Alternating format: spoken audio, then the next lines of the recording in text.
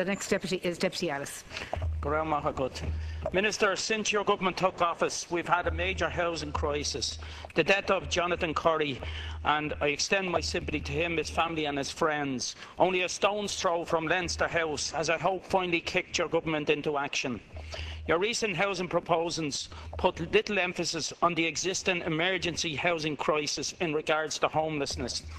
It is clear that the rise in homelessness is attributed to people losing their own homes, rent increases because rent supplement and RAS cap levels are being breached by landlords.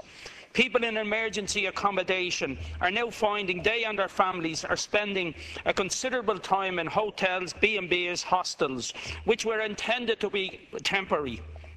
The long-term answer is to deliver more social housing.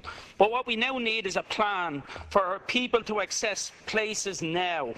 Rent controls, which you've resisted, are a necessity to stop the hemorrhage from rental supplement and RAS to homelessness.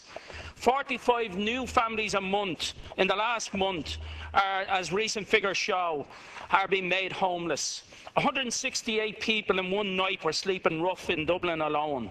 2,580 adults in emergency accommodation and 798 children in emergency accommodation on a nightly basis across the country. We don't know the true figure because there are people living in cars or sleeping on sofas or finding anywhere they can, and these are the figures that we don't really know about.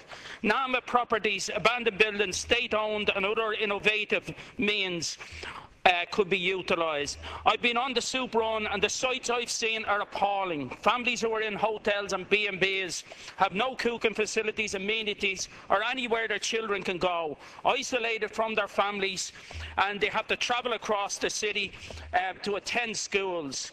Government statements suggesting that you'll end long-term homelessness in 2016 are absolutely farcical, considering the scale of the problem, as is the claim to end the waiting list by 2020.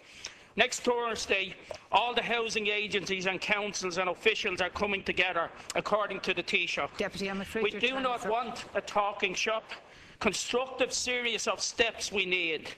And you know, look at, we were quick enough to go and get 700 million from the Strategic Investment Fund for Irish Water. Let's look at that area to get more money to deal with the homelessness situation.